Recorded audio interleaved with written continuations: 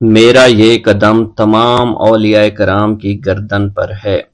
ایک مرتبہ محلہ حلبہ میں اپنے مہمان خانے میں وعظ فرماتے ہوئے حضور سیدنا غوث اعظم پر اچانک حالت کشف طاری ہوئی۔ آپ رحمت اللہ علیہ نے فرمایا، میرا یہ قدم ہر ولی اللہ کی گردن پر ہے۔ یہ ارشاد سن کر تمام اولیاء اللہ نے اپنی گردنیں جھکا دیں۔ صلحائے امت نے اس کی توضیح فرمائی ہے کہ آپ رحمت اللہ علیہ کے عہد مبارک اور بعد میں قیامت تک آپ کی عطا کے بغیر ولی اللہ ولایت کے درجے پر فائز نہیں ہو سکتا۔ سلطان الہند حضرت خواجہ معین الدین چشتی المعروف خواجہ غریب نواز اس وقت خراسان کے پہاڑوں پر مجاہدات میں مشغول تھے۔ انہوں نے بھی حضور سیدنا غوث اعظم کا ارشاد گرامی سن کر اپنی گردن جھکا دی اور یوں عرض گزار ہوئے، آپ کے قدمین شریفین میرے سر اور میرے آنکھوں پر ہیں۔ حضور سیدنا غوث اعظم فرماتے ہیں کہ میں 10 برس کی عمر میں اپنے شہر کے مکتب میں حصول علم کے لیے جایا کرتا تھا۔ اس وقت میرے ساتھ ملائکہ بھی ہوتے تھے جو میرے آگے پیچھے میری حفاظت کے لیے چلتے تھے۔ جب میں مدرسہ پہنچتا تو یہ منادی کرتے تھے، اللہ کے ولی کے لیے جگہ خالی کر دو۔ چنانچہ وہ میرے لیے جگہ خالی کر دیتے تھے۔ ایک مرتبہ میں نے ایک ایسے شخص کو دیکھا جس نے فرشتوں کی آواز سن کر کہا، جس میں کوئی مزاحمت نہ ہوگی، کہ یہ ایک نہایت معزز گھرانے کا فرد ہے اور عن قریب اس کو وہ عظمت حاصل ہوگی جس میں کوئی مزاحمت نہ ہوگی، اور اس کو ایسا قرب نصیب ہوگا کہ اس کو کوئی فریب نہ دے سکے گا۔ پھر 40 برس بعد میں نے اس شخص کو پہچانا۔ وہ شخص ابدالوں میں سے تھا۔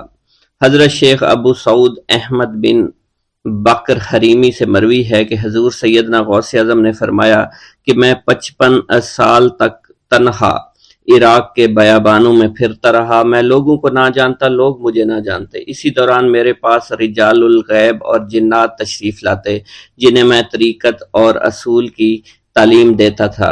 ابتدا میں جب میں عراق میں داخل ہوا تو حضرت خضر میرے ہم سفر بنے، اور بعد میں اس وقت ان کو پہچانتا نہ تھا، اور اس کے ساتھ میرا معاہدہ ہوا کہ میں ان کے کسی حکم کی خلاف ورزی نہیں کروں گا۔ ایک مرتبہ انہوں نے مجھے ایک جگہ بیٹھنے کا حکم دیا اور میں اس جگہ 3 سال تک بیٹھا رہا۔ سال میں ایک مرتبہ حضرت خضر میرے پاس تشریف لاتے، فرماتے کہ یہی تیرا مقام ہے جہاں تجھے پہنچایا گیا ہے۔ اس عرصہ کے دوران تمام نفسانی خواہشات مجھ پر انسانی شکل میں وارد ہوئیں، لیکن اللہ عز و جل نے مجھے ہر موقع پر استقامت عطا فرمائی اور مجھے ان خرافات سے بچائے رکھا۔ ابتدا میں میرا نفس مجاہدہ کا کوئی طریقہ اختیار کرتا تو میں اس پر قائم ہو جاتا اور کسی چیز کو قبول نہ کرتا تھا۔ ایک طویل مدت تک اپنا گلا گھونٹتے ہوئے میں مدائن کے جنگلوں میں مجاہدات میں مشغول رہا۔ حضور سیدنا غوث اعظم فرماتے ہیں کہ میں نے اپنے نفس کو مختلف مجاہدوں، مختلف ریاضتوں اور مختلف مشقتوں میں ڈالے رکھا۔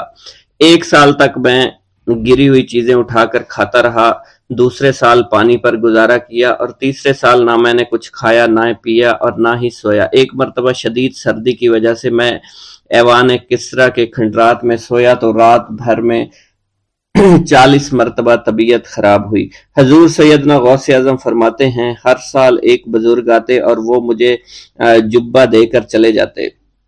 اسی طرح میں نے بے شمار طریقوں سے دنیا اور نفس سے چھٹکارا پانے کی کوشش کی۔ لوگ مجھے دیوانہ سمجھتے تھے۔ میں برہنہ جسم جنگلوں میں چلا جاتا اور کانٹوں پر لوٹتا شور مچاتا تھا۔ میرا تمام بدن سے خون جاری ہو جایا کرتا تھا اور لوگ مجھے اٹھا کر شفا خانے لے جایا کرتے، جہاں میری حالت مزید بگڑ جاتی۔ ایک وقت ایسا بھی آیا جب مجھ میں اور مردہ میں کوئی فرق نہ تھا۔ لوگ کفن لے کر آئے، غسال کو بلوایا کہ وہ مجھے غسل دے دیں۔ ابھی انہوں نے مجھے غسل دینے کے لیے تختہ پر ڈالا ہی تھا کہ میری حالت درست ہو گئی۔ میں اٹھ کھڑا ہوا۔ طریقت کی ان پرخطر راہوں میں نہ تو میں کبھی خوف زدہ ہوا اور نہ کبھی میرا نفس مجھ پر غلبہ پا سکا، اور نہ ہی دنیا کی آرائش مجھے حیران کر سکی۔ حضور سیدنا غوث اعظم فرماتے ہیں، شیطان نے میرے گرد بے شمار جال بچھائے۔ جب میں نے اس سے کہا کہ یہ کیا ہے تو اس نے کہا، یہ دنیاوی چیزیں ہیں اور میں ان جالوں سے تم جیسوں کو شکار کرتا ہوں۔ میں نے 1 سال تک شیطان کا مقابلہ کیا، اس کے بچھائے ہوئے تمام جالوں کو ختم کر دیا۔ اس کے بعد میرے سینے کو کھول دیا گیا اور مجھ پر بے شمار خلائق ظاہر ہوئے۔ حضور سیدنا غوث اعظم فرماتے ہیں میں نے دریافت کیا کہ یہ اللہ کیسے ہیں؟ جواب ملا کہ یہ خلق کے اسباب ہیں جو تم سے ملے ہوئے ہیں۔ میں سال بھر ان کی جانب متوجہ رہا یہاں تک کہ وہ مجھ سے جدا ہو گئے۔ جب مجھ پر میرا باطن ظاہر کیا گیا تو میں نے اپنے قلب کو بہت سے علائق سے ملوث پایا۔ میں نے دریافت کیا کہ یہ علائق کیا ہیں؟ جواب ملا یہ تمہارے ارادے، تمہارے اختیارات ہیں۔ چنانچہ 1 سال تک ان کی جانب متوجہ رہا کہ وہ مجھ سے دور ہو گئے۔ میرا قلب ان تمام غلاظتوں سے نجات پا گیا۔ پھر مجھ پر میرے نفس کو ظاہر کیا گیا، میں نے اس کا مشاہدہ کیا، مجھے معلوم ہوا اس کے ساتھ کچھ امراض اور بھی ہیں اور نفس کی خواہشات زندہ ہیں، نفس کا شیطان سرکش ہے۔ چنانچہ میں نے سال بھر پھر توجہ دلائی اور میرے نفس کے تمام امراض سرے سے ہی ختم ہو گئے اور اس کے شیطان نے کلمہ پڑھ لیا اور پھر میرے تمام امور اللہ کے لیے ہو گئے اور میں اپنی ہستی سے باہر نکل آیا۔ حضور سیدنا غوث اعظم فرماتے ہیں پھر میں توکل کے دروازے پر آیا تاکہ میرا مقصد پورا ہو، لیکن جب میں نے توکل کے دروازے پر پہنچا تو بے شمار لوگ موجود تھے۔ میں اس ہجوم کو چیرتا ہوا آگے بڑھا اور شکر کے دروازے پر پہنچ گیا، یہاں پر بھی لوگوں کا جمع غفیر موجود تھا، اس سے بھی چیرتا ہوا آگے بڑھا اور مشاہدہ کے دروازے پر پہنچ گیا اور یہاں پر موجود ہجوم کو چیرتا ہوا اندر داخل ہوا، حتیٰ کہ سب سے آخر میں مجھے فقر کے دروازے پر لایا گیا۔ فقر کا دروازہ خالی تھا۔ جب اس دروازہ میں داخل ہوا تو دیکھا جن جن چیزوں کو میں نے ترک کیا تھا وہ سب یہاں موجود تھیں۔ یہاں مجھے ایک بہت بڑے روحانی خزانے کی فتوحات سے نوازا گیا اور میرے لیے تمام دنیا کے خزانے کھول دیے گئے۔ مجھے روحانی عزت، دائمی فنا اور خالص آزادی عطا فرمائی گئی۔ میری تمام چیزیں جو میری ہستی اور میری صفات سب معدوم ہو گئیں اور میری ہستی کی جگہ کسی اور نے لے لی۔ حضرت شیخ ابو سعید مخزومی نے حضور سیدنا غوث اعظم کو خرقہ خلافت سے نوازا اور فرمایا اے عبد القادر، یہ وہ خرقہ ہے جو حضور نبی کریم صلی اللہ علیہ وسلم نے حضرت سیدنا علی المرتضیٰ کو عطا فرمایا، اور حضرت سیدنا علی المرتضیٰ نے یہ خرقہ حضرت خواجہ حسن بصری کو عطا فرمایا تھا، جس سے ہوتا ہوا یہ خرقہ مجھ تک پہنچا، اور یہ تمہاری امانت تھی جو میں نے تم تک آج پہنچا دی ہے۔ حضور سیدنا غوث اعظم نے جب خرقہ مبارک کو زیب تن کیا تو آپ پر بے شمار انوار و تجلیات کی بارش ہونا شروع ہو گئی۔ حضور سیدنا غوث اعظم نے حضرت شیخ ابو سعید مخزومی کے مدرسہ میں تدریسی فرائض سر انجام دینا شروع کر دیے۔ آپ کے لیے فی الحال تدریسی مصروفیات کے علاوہ کوئی کام نہ تھا۔ آپ کی شبانہ روز کی محنت سے آپ کے نام کا شعرہ کچھ ہی دنوں میں سارے بغداد میں پھیل گیا۔ طلبہ دور دراز کے علاقوں سے علم کے حصول کے لیے آنے لگے۔ طلبہ کی تعداد جب مزید بڑھنا شروع ہو گئی تو ارد گرد کے کئی مکانات کو خرید کر مدرسہ میں داخل کر لیا گیا۔ کتب سیر میں منقول ہے کہ 528 ہجری میں آپ مدرسہ نظامیہ کی وسیع عمارت تعمیر فرما چکے تھے۔ اس مدرسہ کی تعمیر میں آپ نے بحیثیت مزدور بھی حصہ لیا تھا۔ حضرت شیخ ابو الخشاب سے مروی ہے کہ میں جوانی میں جب علم نحو پڑھ رہا تھا تو لوگوں نے مجھے حضور سیدنا غوث اعظم کے پاس جانے کا مشورہ دیا، اور اس کی وجہ سے مجھے بھی اشتیاق ہوا کہ میں آپ کا واز سنوں۔ ایک مرتبہ کچھ لوگوں کے ہمراہ آپ کی مجلس میں دوستوں کے ہمراہ حاضر ہوا۔ آپ نے میری جانب توجہ کرتے ہوئے فرمایا ہماری صحبت اختیار کر لو۔ چنانچہ میں نے آپ کے فرمان کے مطابق آپ کی صحبت کو اختیار کر لیا۔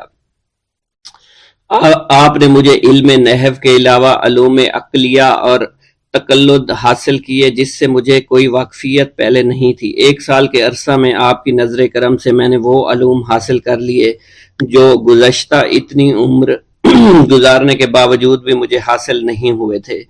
منقول ہے حضرت شیخ بقا بن بطو، شیخ علی بن ہیتی اور شیخ کیلوی جب حضور سیدنا غوث اعظم کے مدرسہ میں آتے تو جھاڑو دیا کرتے تھے اور چھڑکاؤ کرتے تھے، لیکن آپ کی اجازت کے بغیر کبھی اندر داخل نہ ہوتے تھے۔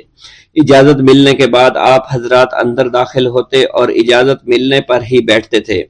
آپ سے امان طلب کرتے اور امان مل جانے کے بعد مؤدب ہو کر بیٹھ جاتے۔ جس وقت آپ کہیں جانے کا ارادہ کرتے تو یہ حضرات سواری کے ہمراہ چلتے۔ آپ انہیں اس فعل سے منع فرمایا کرتے تھے اور کہتے تھے کہ ہمیں آپ کے ذریعے قرب الہی حاصل ہوا ہے۔ حضرت شیخ محمد قائل الادنیٰ سے مروی ہے کہ ایک مرتبہ حضور سیدنا غوث اعظم سے دریافت کیا گیا کہ آپ کی بزرگی اور عظمت کا راز کیا ہے؟ آپ نے فرمایا کہ میں کبھی جھوٹ نہیں بولتا اور کبھی کسی سے کذب بیانی نہیں کرتا۔ بسم اللہ الرحمن الرحیم۔ السلام علیکم۔ حضور سیدنا غوث اعظم فرماتے ہیں، میں 10 برس کی عمر میں اپنے شہر کے مکتب میں حصول علم کے لیے جایا کرتا تھا۔ اس وقت میرے ساتھ ملائکہ بھی ہوتے تھے جو میرے آگے پیچھے میری حفاظت کی غرض سے چلتے تھے۔ جب میں مدرسہ پہنچتا تھا تو وہ بار بار منادی کرتے تھے، اللہ کے ولی کے لیے جگہ خالی کر دو۔ چنانچہ وہ میرے لیے جگہ خالی کر دیتے تھے۔ ایک مرتبہ میں نے ایک ایسے شخص کو دیکھا جس نے فرشتوں کی آواز سن کر کہا کہ یہ نہایت معزز گھرانے کا فرد ہے اور عن قریب اس کو وہ عظمت اور بزرگی حاصل ہوگی جس میں کوئی مزاحمت نہ ہوگی، اس کو ایسا قرب نصیب ہوگا کہ اس کو کوئی فریب نہ دے سکے گا۔ پھر 40 برس بعد میں نے اس شخص کو پہچانا، وہ شخص ابدالوں میں سے تھا۔ حضرت شیخ ابو سعود احمد بن ابی بکر سے مروی ہے، حضور سیدنا غوث اعظم نے فرمایا، میں 25 سال تک تنہا عراق کے بیابانوں میں پھرتا رہا۔ میں لوگوں کو نہ جانتا تھا، لوگ مجھے نہیں جانتے تھے۔ اسی دوران میرے پاس رجال الغیب اور جنات تشریف لائے جنہیں میں طریقت اور رسول اللہ کی تعلیم دیا کرتا تھا۔ ابتدا میں جب میں عراق میں داخل ہوا تو حضرت خضر میرے ہم سفر تھے اور میں انہیں اس وقت سے پہچانتا نہیں تھا۔ ان کے ساتھ میرا معاہدہ ہوا کہ میں ان کے کسی حکم کی خلاف ورزی نہیں کروں گا۔ ایک مرتبہ انہوں نے مجھے ایک جگہ بیٹھنے کا حکم دیا، میں اسی جگہ 3 سال بیٹھا رہا۔ سال میں ایک مرتبہ حضرت خضر میرے پاس تشریف لاتے اور فرماتے، یہی تیرا مقام ہے جہاں تجھے پہنچایا گیا ہے۔ اس عرصہ کے دوران تمام نفسانی خواہشات مجھ پر انسانی شکل میں وارد ہوئیں، لیکن اللہ نے مجھے ہر موقع پر استقامت عطا فرمائی اور مجھے ان خرافات سے بچائے رکھا۔ ابتدا میں میرا نفس مجاہدہ کا کوئی طریقہ اختیار کرتا تو میں اس پر قائم ہو جایا کرتا تھا اور کسی چیز کو قبول نہیں کرتا تھا۔ ایک طویل مدت تک اپنا گلا گھونٹتے ہوئے میں نے مدائن کے جنگلوں میں مجاہدات میں مشغول رہا۔ حضور سیدنا غوث اعظم فرماتے ہیں، میں نے اپنے نفس کو مختلف مجاہدوں اور ریاستوں اور مشقتوں میں ڈالے رکھا۔ 1 سال تک میں گری ہوئی چیزیں اٹھا کر کھاتا رہا، اسی دوسرے سال میں صرف پانی پر گزارا کرتا رہا اور تیسرے سال میں نے کچھ نہ کھایا اور نہ پیا نہ ہی سویا۔ ایک مرتبہ شدید سردی کی وجہ سے میں ایوان کسریٰ کے کھنڈرات میں سویا تو رات بھر میں 40 مرتبہ احتلام ہوا۔ میں نے ہر مرتبہ دریائے دجلہ پر جا کر غسل فرمایا، پھر نیند کے خوف سے محل کے اوپر ایک ویران جگہ پر چڑھ گیا اور وہاں 2 سال تک قیام کیا، حتیٰ کہ سردی کے سوا کوئی شے کھانے کو میسر نہیں تھی۔ حضور سیدنا غوث اعظم فرماتے ہیں، ہر سال ایک بزرگ آتے اور وہ مجھے اونی جبہ دے کر چلے جاتے۔ اسی طرح میں نے بے شمار طریقوں سے دنیا اور نفس سے چھٹکارا حاصل کرنے کی کوشش کی۔ لوگ مجھے دیوانہ سمجھتے تھے، میں برہنہ جسم جنگلوں میں چلا جاتا، کانٹوں پر لوٹا شور مچایا کرتا، میرے تمام بدن سے خون جاری ہو جایا کرتا۔ لوگ مجھے اٹھا کر شفا خانے لے جایا کرتے جہاں میری حالت مزید بگڑ جایا کرتی۔ ایک وقت ایسا آیا جب مجھ میں اور مردہ میں کوئی فرق نہ تھا۔ لوگ کفن لے آئے اور غسال کو بلوایا کہ وہ مجھے غسل دے۔ ابھی انہوں نے مجھے غسل دینے کے لیے ایک تختہ پر لٹایا، میری حالت درست ہو گئی، میں اٹھ کھڑا ہوا۔ طریقت کی ان پرخطر راہوں میں نہ تو میں کبھی خوف زدہ ہوا، نہ کبھی میرا نفس مجھ پر غالب پا سکا اور نہ ہی دنیا کی آسائش مجھے حیران کر سکی۔ حضور سید غوث اعظم فرماتے ہیں، شیطان نے میرے گرد بے شمار جال بچھائے۔ جب میں نے ان سے کہا یہ کیا ہے، اس نے کہا یہ دنیاوی آلائشیں ہیں اور میں ان جالوں میں سے تم لوگوں کا شکار کیا کرتا ہوں۔ میں نے 1 سال تک شیطان کا مقابلہ کیا، اس کے بچھائے ہوئے تمام جالوں کو ختم کیا۔ اس کے بعد میرے سینے کو کھول دیا گیا اور مجھ پر بے شمار خلائق ظاہر ہوئے۔ حضور سیدنا غوث اعظم فرماتے ہیں، میں نے دریافت کیا کہ یہ اللہ ایک کیسے ہے؟ جواب ملا، یہ خلق کے اسباب ہیں جو تم سے ملے ہوئے ہیں۔ میں سال بھر ان کی جانب متوجہ رہا، یہاں تک کہ وہ مجھ سے جدا ہو گئے۔ جب مجھ پر باطن ظاہر ہوا تو میں اپنے قلب کو بہت سے علائق سے ملوث پایا۔ میں نے دریافت کیا یہ علائق کیا ہیں؟ جواب ملا یہ تمہارے ارادے، تمہارے اختیارات ہیں۔ چنانچہ 1 سال تک ان کی جانب متوجہ رہا، یہاں تک کہ وہ سب علائق مجھ سے دور ہو گئے اور میرا قلب ان غلاظتوں سے نجات پا گیا۔ حضور سیدنا غوث اعظم فرماتے ہیں پھر میں نے توکل کے دروازے پر آیا میرا مقصد پورا ہو، لیکن جب میں توکل کے دروازے پر پہنچا بے شمار لوگ وہاں موجود تھے۔ میں ہجوم کو چیرتا بڑھا اور شکر کے دروازے پر پہنچ گیا، یہاں بھی لوگوں کا جمع غفیر موجود تھا، اسے بھی چیرتا آگے بڑھا اور مشاہدہ کے دروازے پر پہنچ گیا، یہاں پر موجود ہجوم کو بھی چیرتا ہوا اندر داخل ہوا، حتیٰ کہ سب سے آخر میں مجھے فقر کے دروازے پر لا دیا گیا۔ فقر کا دروازہ خالی تھا۔ جب میں اس دروازے میں داخل ہوا تو دیکھا جن جن چیزوں کو میں نے ترک کیا تھا وہ سب یہاں موجود تھی۔ یہاں مجھے ایک بہت بڑے روحانی خزانے کی فتوحات سے نوازا گیا، میرے لیے تمام دنیا کے خزانے کھول دیے گئے، مجھے روحانی عزت، دائمی غنا اور خالص آزادی عطا فرمائی گئی۔ میری تمام چیزیں جو میری ہستی اور میری صفات سب معدوم ہو گئی تھی، وہ میری ہستی کی جگہ کسی اور نے لے لی تھی۔ حضرت شیخ ابو سعید مخزومی نے حضور سیدنا غوث اعظم کو خرقہ خلافت سے نوازا اور فرمایا اے عبد القادر، یہ وہ خرقہ ہے جو حضور نبی کریم صلی اللہ علیہ وسلم نے سیدنا علی المرتضیٰ کو عطا فرمایا۔ سیدنا علی المرتضیٰ نے یہ خرقہ خواجہ حسن بصری کو عطا فرمایا، جس سے ہوتا ہوا یہ مجھ تک پہنچا، اور یہ تمہاری امانت تھی جو میں نے تم تک پہنچا دی۔ حضور سیدنا غوث اعظم نے جب خرقہ مبارک کو زیب تن کیا تو آپ پر بے شمار انوار و تجلیات کی بارش ہونا شروع ہو گئی۔ ایک گاؤں کے بارے میں کہا جاتا تھا کہ جہاں قدرت کی بے پناہ نعمتیں تھیں، اللہ پاک نے وہاں کے لوگوں کو مالا مال کیا ہوا تھا۔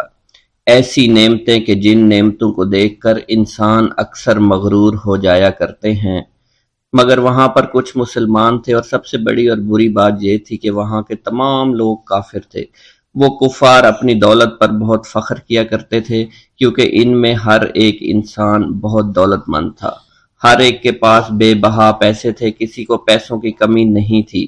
وہاں کے سردار کی ایک اکلوتی بیٹی تھی جس کو سردار بے پناہ پیار کرتا تھا۔ اس سردار کی بیٹی بے پناہ مغرور، ظالم، گھمنڈی تھی۔ وہاں پر غریب لوگ صرف مسلمان ہی تھے، تمام کافر ایک دوسرے کی مدد کیا کرتے تھے، لیکن مسلمانوں کی مدد کرنے والا وہاں پر کوئی نہ تھا۔ وہاں پر انہیں کوئی دیکھنے والا نہ تھا۔ سردار کی بیٹی کو کالے جادو میں خوب مہارت حاصل تھی، اور وہ جادو کی وجہ سے وہاں پر رہنے والے غریبوں پر بہت ظلم کیا کرتی تھی۔ تمام مسلمان اس سے بے حد پریشان تھے، اور وہ لوگوں کو غلام بناتی اور مزدور بناتی تھی۔ اگر ان میں کوئی اس کی بات نہ مانتا تو اس کو قیدی بنا کر اپنے اشاروں پر نچایا کرتی تھی۔ اس بستی میں چونکہ اکا دکا مسلمان تھے جن کا کوئی پرسان حال نہیں تھا، کوئی بھی ان کو بچانے والا نہیں تھا۔ جب وہ سردار کی بیٹی کے ظلم حد سے بڑھ گئے تو مسلمانوں میں سے ایک بوڑھے شخص نے اللہ کے حضور گڑ گڑا کر دعائیں کی، اے اللہ، ہمارے چند نسلیں جو یہاں پر بچی ہوئی ہیں، ان نسلوں کو تو بچا لے۔ یہ سردار کی بیٹی جس نے ہمارا جینا دشوار کر رکھا ہے، یہاں کوئی بھی انسان ہمارا حال نہیں پوچھتا، اور نہ ہی ہمارے پاس مال و دولت ہے، اور نہ ہی ہمارے پاس جسمانی طاقت بچی ہے۔ یا اللہ، ہمارے لیے کوئی ایسا بندہ بھیج جو نہ صرف طاقتور ہو بلکہ اس جادوگرنی یعنی سردار کی بیٹی کو بھی ہرا سکے۔ اللہ رب العزت نے اس بوڑھے کی دعا کو قبول فرمایا، اور یوں اس جگہ پر ایک اللہ والے کو بھیج دیا، اور وہ اللہ والے ایسے ہی بستی میں داخل نہیں ہوئے، بلکہ ایک دن کچھ عجیب واقعہ ہوا۔ ان کافروں کا سردار جنگل میں سیر سپاٹے کرتے ہوئے نکلا تھا، بڑی شان سے چلتا ہوا وہ سفر کر رہا تھا۔ اچانک ایک زہریلا سانپ اس کے سامنے آیا۔ اس زہریلے سانپ نے بادشاہ کو ڈس لیا، اور وہ بے ہوش ہو کر زمین پر گر پڑا اور تڑپنے لگا۔ اس کے جو ساتھی تھے انہوں نے جب اپنے سردار کو یوں تڑپتا ہوا دیکھا اور سردار کی غیر حالت دیکھی تو کہ جسے ایک زہریلے سانپ نے کاٹ لیا ہے، تو وہ فوراً اسے اٹھا کر گھر لے آئے تاکہ اسے بچانے کے لیے کچھ کیا جا سکے۔ اس لڑکی نے اپنے باپ کی جب یہ حالت دیکھی تو اپنے آس پاس کے بڑے بڑے حکیموں کو بلایا، لیکن عجیب بات یہ تھی کہ لاکھ کوشش کے باوجود زہر نکالنے میں سارے ناکام ہو رہے تھے، اور زہر تیزی کے ساتھ اس کے جسم میں پھیلتا چلا جا رہا تھا۔ لیکن اسی وقت وہاں ایک درویش کی آمد ہوئی، ایک اللہ والے آئے، ان اللہ پاک نے اس مقصد کے تحت وہاں بھیجا تھا۔ اس اللہ کے ولی نے سردار کے گھر پر پہنچ کر دروازے کو کھٹکھٹایا۔ نوکروں نے پوچھا کون ہو، کس سے ملنا ہے؟ اس نے کہا میں نے سنا ہے کہ یہاں کے سردار کو سانپ نے ڈس لیا ہے۔ نوکر کہنے لگے کہ تمہیں کیسے پتا چلا کہ یہاں کے سردار کو سانپ نے ڈس لیا ہے؟ تم تو ہمیں اجنبی لگتے ہو، ہم نے تمہیں آج تک یہاں نہیں دیکھا ہے۔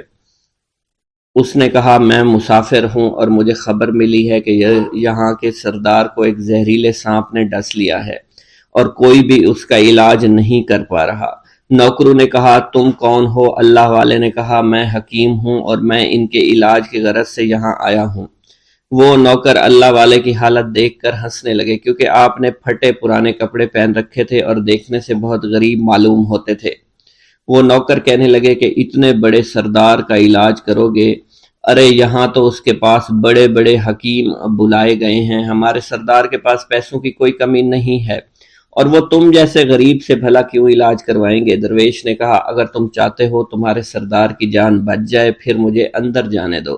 غلام کہنے لگا ٹھیک ہے، ہم اندر جا کر اجازت لے کر آتے ہیں۔ نوکر اندر گئے، سردار کی بیٹی سے کہا ایک غریب آیا ہے، کپڑوں سے فقیر معلوم ہوتا ہے، لیکن کہتا ہے میں سردار کا علاج کر سکتا ہوں اور میں سردار کا علاج کروں گا۔ جو زہر تیزی کے ساتھ جسم میں پھیل رہا ہے میں اس کو باہر نکال پھینک کروں گا۔ اس کی بیٹی کہنے لگی ٹھیک ہے بلا لو۔ جب وہ اللہ والے اس کے گھر کے اندر گئے تو دیکھا سردار تڑپ رہا تھا، ٹانگ کو بار بار بستر پر پٹخ رہا تھا۔ اللہ والے نے اس کے پیر کی طرف دیکھا جہاں سانپ نے اس کو کاٹا تھا، اسی جگہ اللہ والے نے تھوک دیا، فوراً وہاں سے بھاگ گئے۔ اس کے سارے سپاہی اس کی بیٹی دیکھ کر حیران رہ گئے کہ یہ بھلا کون سا دیوانہ ہے، کمرے میں آیا، علاج کی بجائے اسی جگہ پر تھوک دیا جہاں صرف کاٹا تھا، اور بھاگ بھی گیا، اس کو کوئی گرفتار نہیں کر سکا۔ سردار کی بیٹی غصے میں تل ملا اٹھی کہ اس نے جو گستاخی کی ہے اس کی کوئی بات نہیں، تھوک کو میں صاف کروا دوں گی، مگر اس کو تو میں ابھی گرفتار کرواتی ہوں۔ اور اس نے اپنے سردار کے ایک نوکر سے کہا کہ اس تھوک کو صاف کرو۔ اس نوکر نے تھوک کو صاف کرنے کی بجائے اس کو اچھی طرح سے ٹانگ پر مل دیا۔ لڑکی نے کہا کیا کر رہے ہو؟ اس فقیر نے میرے باپ کی ٹانگ پر تھوک دیا، اب اس تھوک کو تم مل رہے ہو؟ حکیم نے اپنے ہاتھ کے اشارے سے سردار کے بیٹے کو روک دیا۔ جیسے اس تھوک کو سردار کی ٹانگ پر ملا گیا فوراً سارا زہر ختم ہو گیا۔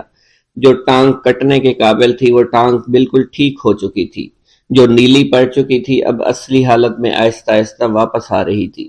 اور جب وہ قبیلے کا سردار بالکل ٹھیک ہو گیا، ہوش میں آ گیا، تو حیران رہ گیا۔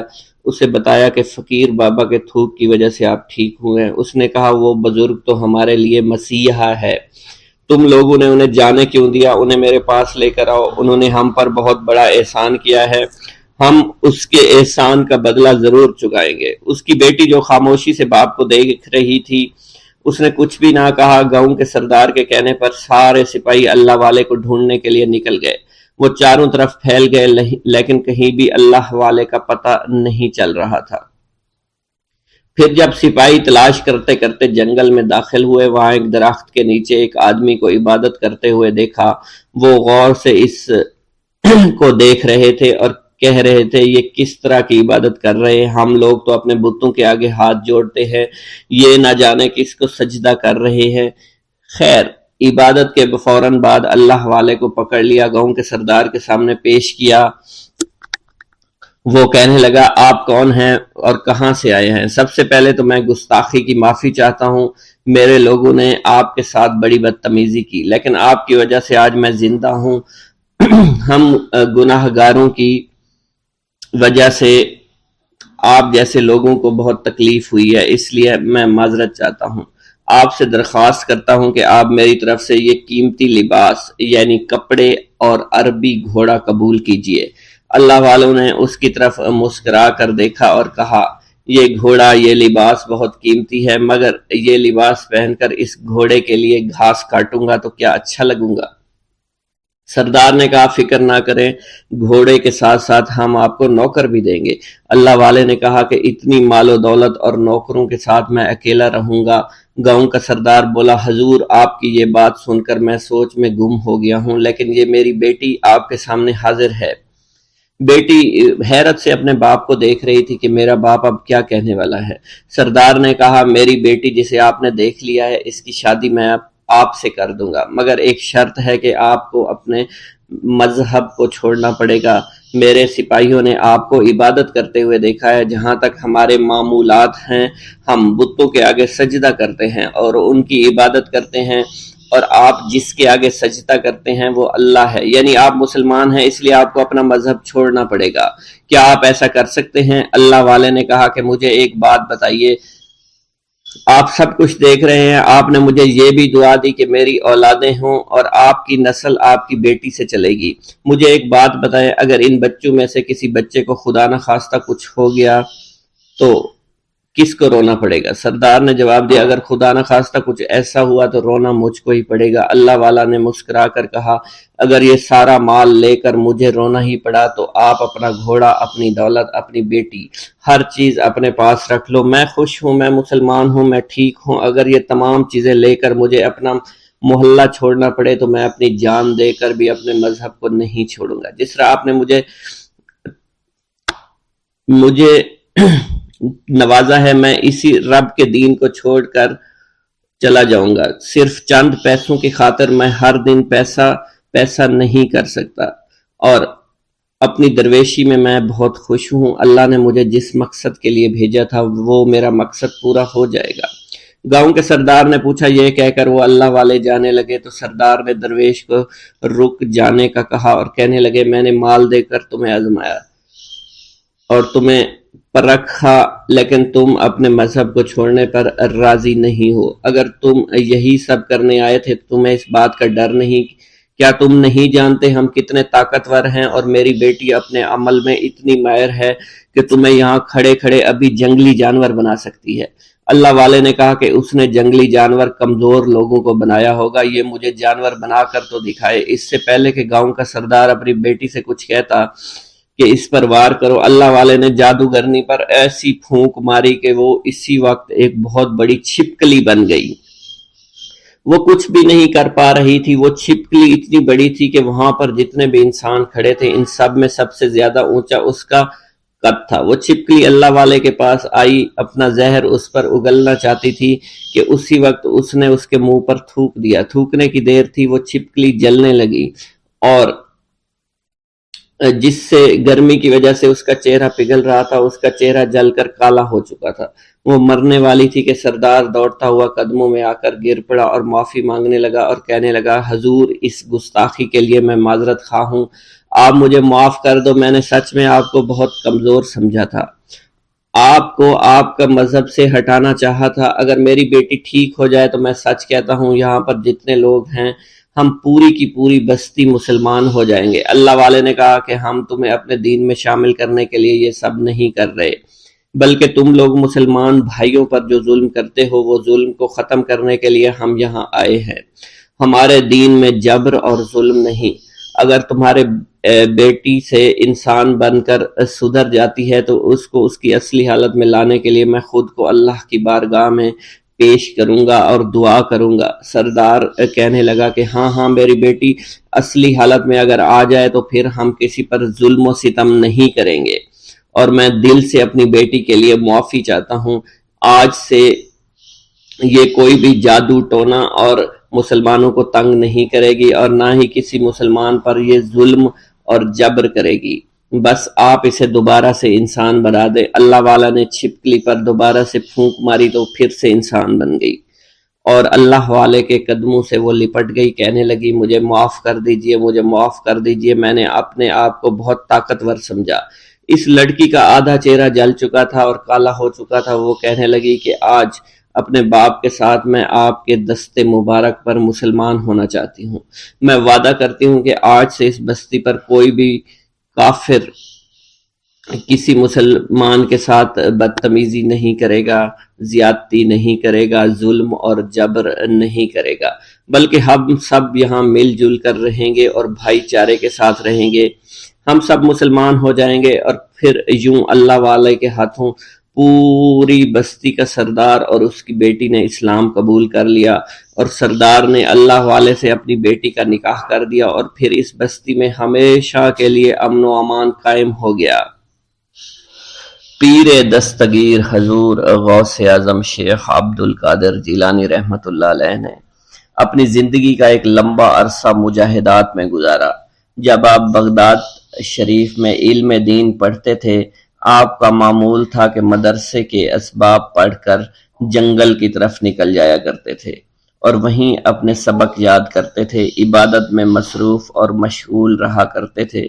اسی زمانے کی بات ہے کہ ایک روز حضور غوث اعظم شیخ عبد القادر جیلانی رحمۃ اللہ علیہ نے کسی غار کے قریب ایک پتھر کو دیکھا۔ اس پر ایک درود پاک لکھا ہوا تھا اور ساتھ ہی یہ بھی لکھا تھا کہ یہ درود جو پتھر پر لکھا ہے اسے ایک مرتبہ پڑھنے سے 50,000 درود شریف پڑھنے کا ثواب ملتا ہے۔ حضور غوث اعظم رحمۃ اللہ علیہ نے وہ درود شریف لکھ لیا اور اسے پڑھنے لگے۔ بعد میں ایک روز آپ کو خواب میں پیارے آقا مکی مدنی محمد مصطفیٰ صلی اللہ علیہ وآلہ وسلم کی زیارت ہوئی۔ آپ نے آخری نبی رسول ہاشمی صلی اللہ علیہ وسلم سے اس درود شریف کے متعلق پوچھا کہ کیا یہ وہی درود شریف ہے جس کے پڑھنے سے 50,000 درود شریف پڑھنے کا ثواب ملتا ہے؟ سرکار عالی وقار مکی مدنی تاجدار مدینہ صلی اللہ علیہ وآلہ وسلم نے فرمایا، اس درود شریف کے پڑھنے سے 50,000 کا نہیں بلکہ 70,000 درود شریف کا ثواب ملتا ہے۔ سبحان اللہ۔ اللہ پاک کے اپنے محبوب کی امت پر کرم نوازیاں دیکھی کہ جو بندہ ایک بار درود شریف پڑھے، روایت کے مطابق اسے 10 نیکیاں ملتی ہیں، 10 گناہ معاف ہوتے ہیں اور 10 درجات ہی بلند کیے جاتے ہیں۔ یہی کرم نوازی کتنی عظیم ہے کہ ایک مرتبہ درود شریف پڑھنے سے اتنا ثواب ملے۔ اس پر مزید کرم بالائے کرم کہ ایسے درود شریف بھی ہیں جنہیں صرف ایک مرتبہ پڑھنے سے صرف ایک درود شریف کا ثواب نہیں بلکہ کئی ہزار درود شریف کا ثواب ملتا ہے۔ حضور غوث پاک شیخ عبد القادر جیلانی نے پتھر پر لکھا ہوا جو درود شریف آپ پیارے آقا مکی مدنی محمد صلی اللہ علیہ وسلم نے خواب میں تشریف لا کر بتایا کہ اسے ایک مرتبہ پڑھنے کے 70,000 درود شریف کا ثواب ملتا ہے۔ سبحان اللہ، کاش ہم ان کرم نوازیوں کی قدر کو جان پائیں۔ ہمارے پیر غوث پاک رحمت اللہ علیہ فرماتے ہیں، اے محمد، اللہ پاک کا شکر ادا کیا کرو، پہلی امتیں جتنا عمل کرتی تھی اللہ پاک ان کی نسبت تم سے تھوڑے عمل پر ہی راضی ہو جاتا ہے۔ مزید فرماتے ہیں کہ مسجد کو لازمی پکڑو اور نبی رحمت صلی اللہ علیہ وآلہ وسلم پر کثرت سے درود شریف پڑھا کرو۔ اللہ پاک ہمیں کثرت سے درود شریف پڑھنے کی توفیق عطا فرمائے۔ یہ درود شریف قادری حضرات اپنے مریدوں کو روزانہ 511 مرتبہ یا 111 مرتبہ پڑھنے کی تلقین کیا کرتے ہیں۔ یہ درود شریف رحمت خداوندی کا خزانہ ہے، لہٰذا جو شخص اس درود شریف کو روزانہ 111 مرتبہ تاحیات پڑھتا رہے گا وہ رحمت خداوندی سے مالا مال ہو جائے گا، اور جو شخص روزانہ اس درود پاک کو کم از کم ایک بار ضرور پڑھیں اس سے ہزاروں نعمتیں حاصل ہوں گی۔ نمبر 1، رزق میں برکت ہوگی، تمام کام آسمان سے ہو جائیں گے، رضا کے وقت کلمہ نصیب ہوگا، موت کے وقت جان کنی کی سختی سے محفوظ رہے گا، قبر میں وسعت ہوگی، کسی کی محتاجی نہیں رہے گی، مخلوق خدا اس سے محبت کریں گے۔ ناظرین کرام، اس سے معلوم ہوا کہ اس درود پاک اور اس سے برکت حاصل کرنے کے لیے اسے روزانہ ہمیں پڑھنا چاہیے۔ اس کے علاوہ رسول اکرم صلی اللہ علیہ وسلم کے قرب اور اس کی زیارت کے لیے بھی یہ درود شریف بہت مؤثر ہے۔ مگر آپ اگر رزق کی کمی کا شکار ہیں، پریشانی اور مشکلات میں گھرے ہوئے ہیں تو اس درود کو اپنا معمول بنا لیجئے۔ تمام بھائی جو حضور غوث پاک سے عشق و محبت کرتے ہیں، حضور غوث پاک کو مانتے ہیں، وہ کمنٹ باکس میں یا غوث اعظم لکھ دیجئے۔ اللہ ہمارے رزق، مال و جان اور عزت میں برکت عطا فرمائے اور ہماری مغفرت عطا فرمائے۔ بھوک اللہ کے خزانوں میں سے ایک خزانہ ہے۔ حضرت شیخ ابو محمد فرماتے ہیں، ایک روز میں حضور سیدنا غوث اعظم کی خدمت میں ایسی حالت میں حاضر ہوا کہ فاقہ سے تھا اور میرے اہل و عیال بھی کئی دنوں سے بھوکے تھے۔ میں نے آپ کی خدمت میں سلام عرض کیا تو آپ نے میری دلی کیفیت کو بھانپتے ہوئے فرمایا، اے جونی، بھوک اللہ تعالیٰ کے خزانوں میں سے ایک خزانہ ہے، اور اللہ عز و جل جس کو دوست رکھتا ہے اس کو فاقہ کی نعمت عطا فرما دیا کرتا ہے۔ حضرت شیخ زین الدین فرماتے ہیں، ایک مرتبہ میں اور ایک میرا دوست حج کی ادائیگی کے بعد بغداد شریف آئے۔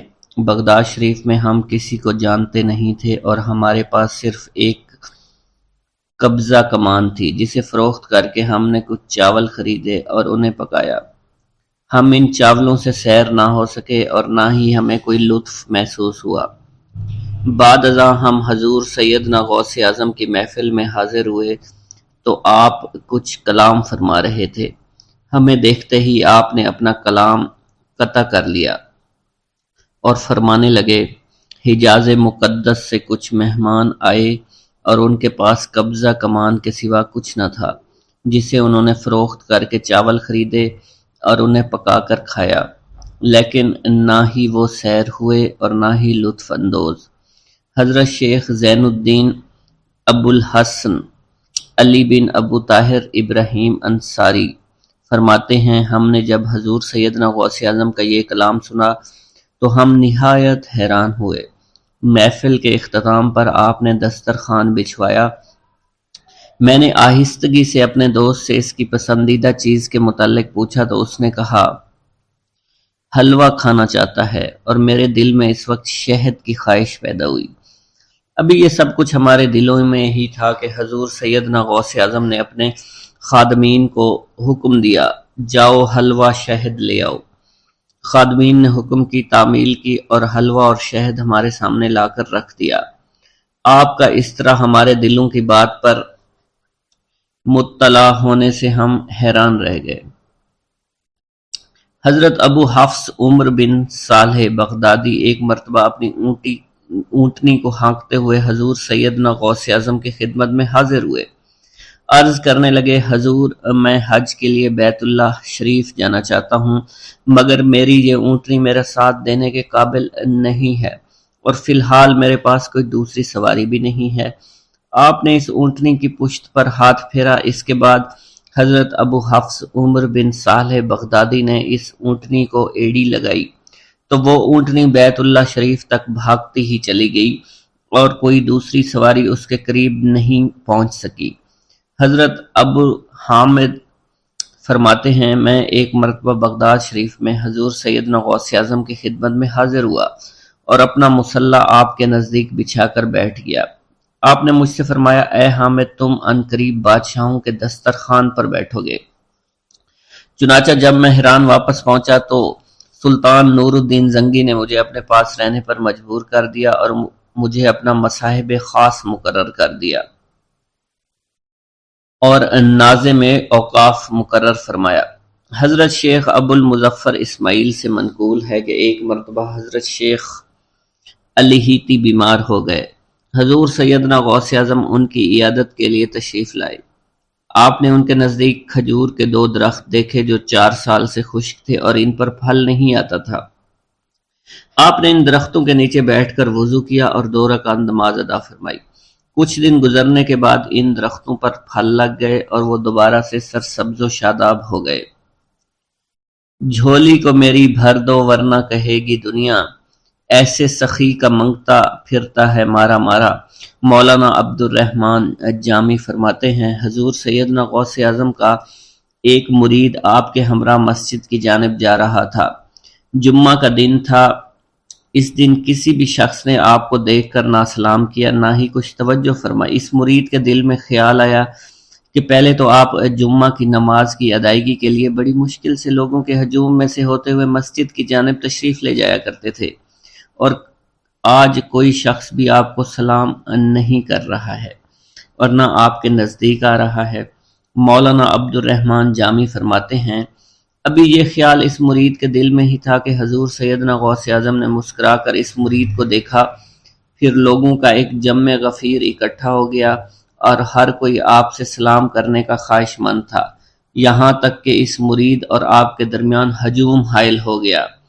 اس مرید کے دل میں یہ خیال آیا کہ یہ پہلا حال اچھا تھا جب میں اور آپ تنہا تھے۔ مولانا عبد الرحمن جامی فرماتے ہیں، حضور سیدنا غوث اعظم شیخ عبد القادر جیلانی نے ایک مرتبہ پھر اس مرید کی دلی کیفیت کو بھانپتے ہوئے فرمایا، تمہیں معلوم نہیں لوگوں کے دل میری مٹھی میں ہیں، میں انہیں چاہوں تو پھیر دوں، چاہوں تو اپنی جانب متوجہ کر لوں۔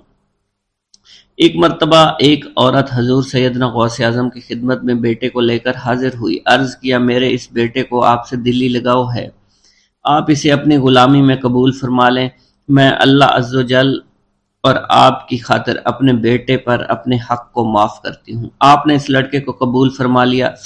چند روز بعد وہ عورت اپنے بیٹے سے ملنے کے لیے آئی تو وہ لڑکا آپ کے حکم سے مجاہدات میں مشغول تھا اور بے حد کمزور اور لاغر ہو چکا تھا۔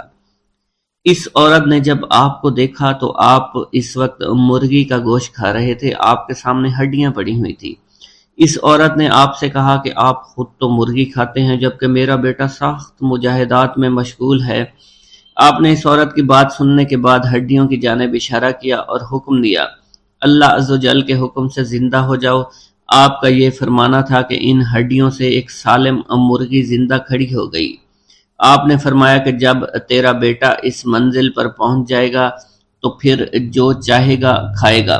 منقول ہے ایک مرتبہ حضور سیدنا غوث اعظم کو اللہ عز و جل کی جانب سے حکم ہوا کہ 700 مردوں اور 700 عورتوں کو واصل باللہ کریں۔ آپ نے اللہ کے اس فرمان کے مطابق مجمع عام میں نظر دوڑائی تو مجمع میں سے 700 مرد اور 700 عورتیں علیحدہ ہو گئیں۔ آپ نے ان پر نگاہ ولایت ڈالی تو وہ سب واصل اللہ ہو گئے۔ حضور سیدنا غوث اعظم مدینہ منورہ میں حضور نبی کریم کے روضہ مبارک پر حاضری دینے کے بعد با پیادہ بغداد شریف واپس تشریف لا رہے تھے۔ راستے میں ایک چور جو کہ ناکہ لگا کر کسی مسافر کا انتظار کر رہا تھا، اس نے آپ کو قریب آنے پر روک لیا۔ آپ نے اس چور سے دریافت کیا، تم کون ہو؟ اس نے کہا، دیہاتی ہوں۔ آپ کو بذریعہ کشف اس کی بدنیتی کی خبر ہو چکی تھی۔ اسی دوران اس چور کے دل میں خیال پیدا ہوا کہ یہ غوث اعظم ہوں گے۔ آپ نے اس کے دل کی بات کو بھانپتے ہوئے فرمایا کہ میں عبد القادر ہوں۔ چور نے جب آپ کی بات سنی فوراً قدموں میں گر پڑا اور معافی کا خواستگار ہوا۔